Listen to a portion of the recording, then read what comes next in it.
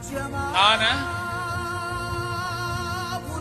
C Joseph Vijay எனும் நான்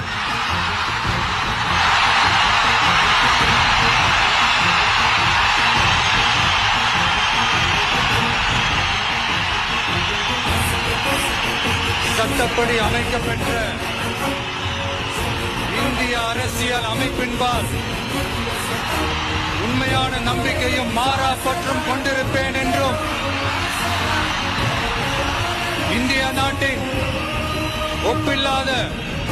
முழு முதல் ஆட்சியையும் உரிமையையும் நிலை நிறுத்துவேன் என்றும் தமிழ்நாட்டு அரசின் முதலமைச்சராக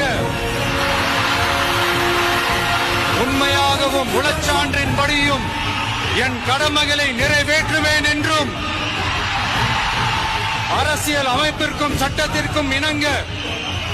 அச்சம்